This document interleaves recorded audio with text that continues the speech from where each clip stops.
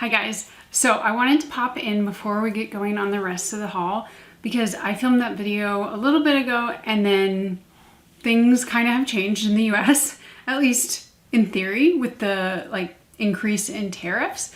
So I went ahead and placed another order to YesStyle, and this time I wasn't trying out new ones that I hadn't tried before. I was getting sunscreens that I knew and loved because if these tariffs do go into place and it does make things more expensive, I just wanted an insurance policy that I could have my favorite chemical sunscreens. Now, if nothing happens, then, we proceed like normal. YesStyle, Stylovana, all those places are gonna be the same. But in case they do rise and the cost of a sunscreen is substantially more, I wanted to pick them up now. So I'm also gonna get this video out ASAP because I think, some people are in that similar mindset. If you're not worried about the tariffs, go ahead, proceed like normal. But these are still, I would say, my very favorite sunscreens because if I'm gonna buy them in kind of like a pinch moment like that, that's what I would buy. So they are, without further ado, you've heard me talk about pretty much all of them. This is the Mixsoon Centella Sun Cream. This one was a complete shock to me. I'll go into detail about it more later, but I picked up another. I also loved this new one from Beauty of Joseon. This is the Relief Sun Aqua Fresh Rice plus B5. Whew, what a mouthful. And then of course I couldn't go without picking up another of the HARUHARU Wonder. This is obviously an empty. I don't know why I still have it. Maybe I haven't talked about it yet. But so those are the three that I picked up. And if you're gonna ask me what I would pick up in the future, it would probably be these. If I'm not reviewing new ones, I'm gonna stick with these three.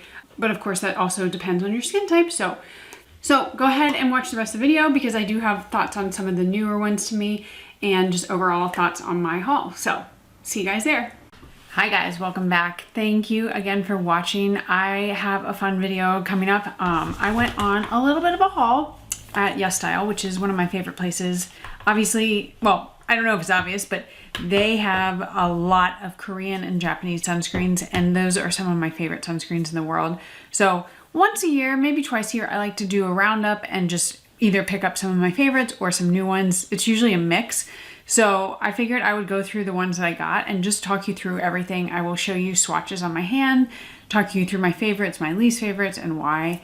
And I think we'll just get into it. So with that said, go ahead and like it. If you're not subscribed, do so below. Do not mind this little sunspot on me. I'm using natural light these days, so I think it should be okay because we're not applying anything to my face.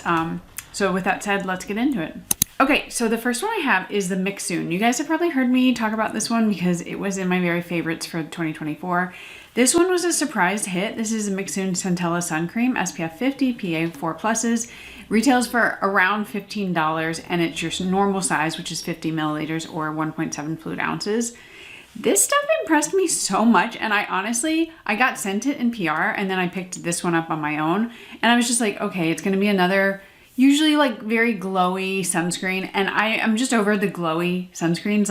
I have plenty that do that. I don't necessarily need it for my skin type, so I'm over that. And this was not that. It is very hydrating and soothing because it has Centella, but it dries down to a more matte finish. And I do not mean matte in the sense of like a drying sunscreen. It is a hydrating matte, and I just love it so, so much. For me, it's a perfect summer sunscreen when it's already hot, humid, that kind of thing. The Centella can help reduce redness and calm your skin. And some people do not love the scent of that, but for me, the scent doesn't bother me because I know what it's from. And it is a chemical sunscreen, so all of these are chemical sunscreens. Let's just get that out of the way with. Korean and Japanese sunscreens typically do a great job with chemical sunscreens, and they have a lot of filters that we don't have.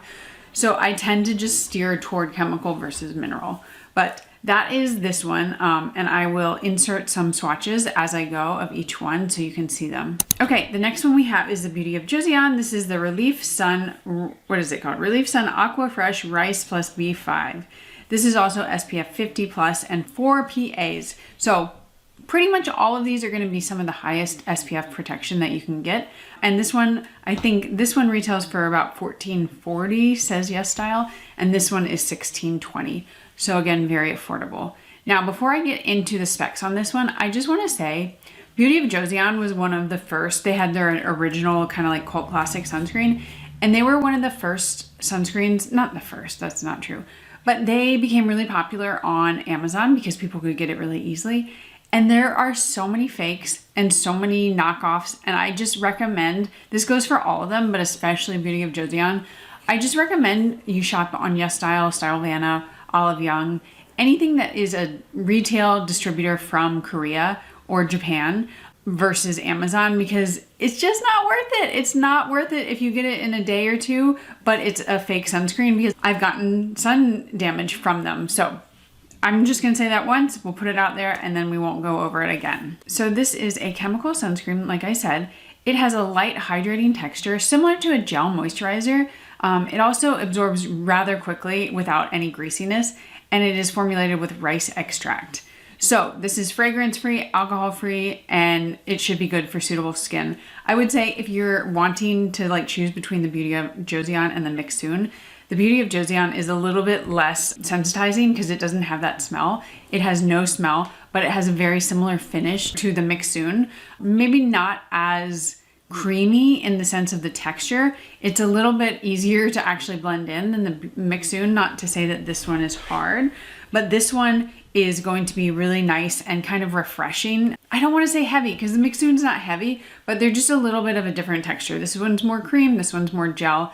They're both going to set down to a more natural matte finish, which for me is perfect, and I have been absolutely loving both of these, and they will continue to be sunscreens I reach for, especially as we get into the warmer months. Okay, the next one we have is the HEIMISH Artless Glow Tinted Sunscreen.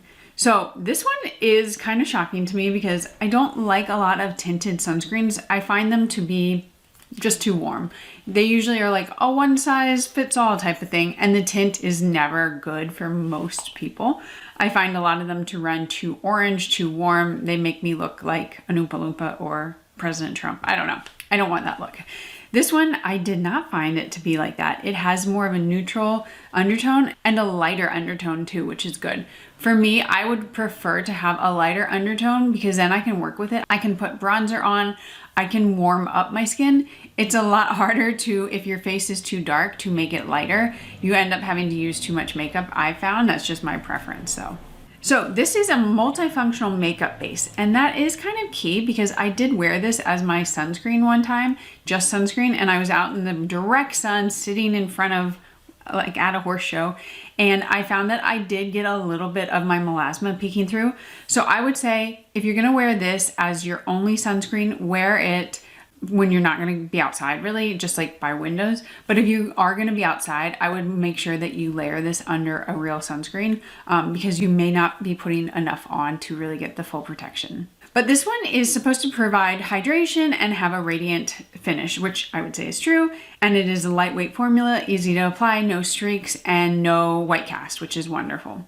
It is SPF 50 plus with 4 PAs, and it is a little bit smaller than the others. This one's only 40 milliliters, which is, I believe, 1.35 fluid ounces. So think of it more like a makeup than a sunscreen. But if you are in a pinch and you're not really like going to be out in the direct sun, this can be your only sunscreen. I've found it does work in that sense that like I can get a full quarter of a teaspoon and it doesn't look crazy. It doesn't make me look like I have a lot of makeup on. But I just don't think it's maybe the best protection versus some of the others that we've tried. Okay, moving on. This is the Nivea Japan UV Deep Protect and Care Gel SPF 50 plus PA 4 pluses.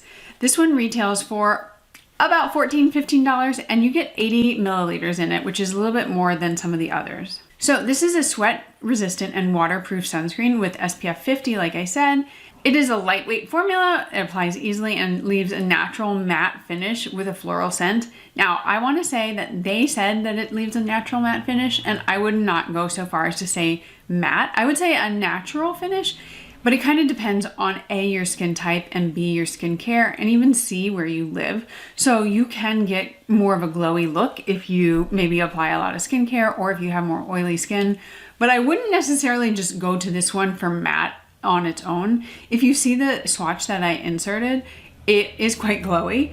It applies so easily because it's basically like a water gel. But in my experience, it has left my face looking rather glowy, which is not always what I want if it's already hot and humid. As far as my preferences, I don't typically use these types of water resistant sunscreens on a daily basis. I just don't want to have to deal with that. Like if I'm not doing anything, I'm sitting in my house, I'm not going to put water resistant on. So this is going to be more of a sunscreen that I reserve for the summertime, or if I'm at the pool or beach or that kind of thing. But it may be moving into the routine because it's just so easy to apply. And if I do want that like nice little glow, especially maybe like on my body, this would be a very good option. Okay, moving on to another water resistant one. This is the Purito Daily Soft Touch Sunscreen. I think I had this before. I'll have to go through my video or my videos on YouTube, but they definitely reformulated, or not reformulated, they repackaged. So they have kind of a new branding to it. So I picked it up and I couldn't remember, but that's fine. It is $15. It's 2 fluid ounces, which is 60 milliliters. So a little bit more than your standard amount, not too much though. This is a lightweight chemical sunscreen. And like I said, it's SPF 50 for PA pluses. And this one they say is water and sweat and sand resistant. I don't know about that, but okay. And it provides a soft, non-greasy finish with soothing and hydrating properties. Now, I will say I did not find this to be a non-greasy sunscreen, and that could just be my skin type. I have more normal balanced skin, and if I'm putting this on after I do my whole skincare routine, I can get quite a glowy look. Like, we're talking about this glow. I mean, it's not crazy, but this one felt a little too greasy for my liking. I also, if I'm gonna choose a water resistant one, I'm gonna choose the Nivea one over this one. This one has a thicker cream, whereas the Nivea has more of a gel. It's just like, almost like water to apply. So honestly, the Purito one is not gonna be something that I keep. It's just not my favorite. I feel like Purito, they had their big scandal back in, what was it, 2018 or so? 19, I forget. And they reformulated everything and they've never been the same. So for me, this is a pass. It could work if you have drier skin. And that's a good point now that I say that. If you are kind of deciding between a water resistant one, I would say the Nivea for more normal or oily skin, and then the Purito for more dry skin. This is gonna be a more hydrating, moisturizing base for your sunscreen. And then the last one that we have is the Isntree Onion Fresh Fluid Sun Cream.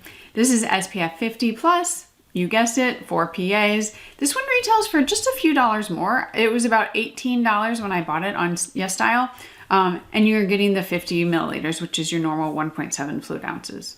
This one is a lightweight chemical sunscreen. It has a lot of different extracts. We've got niacinamide, carrot, vegan collagen, vitamin C, and vitamin E. And they say it's brightening and anti-aging with the antioxidant benefits. This one has a lotion-like texture, which they say absorbs seamlessly and easily.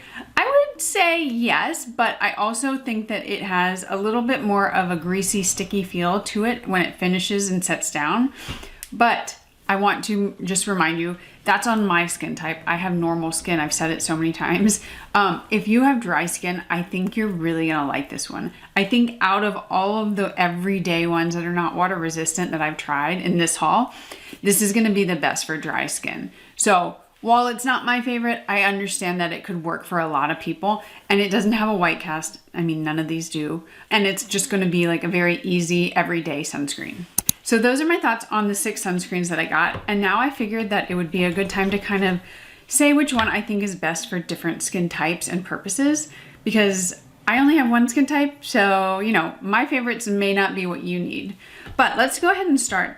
For drier skin, I would say 100% the Isntree Onion Fresh Fluid. Excuse me, that is a mouthful.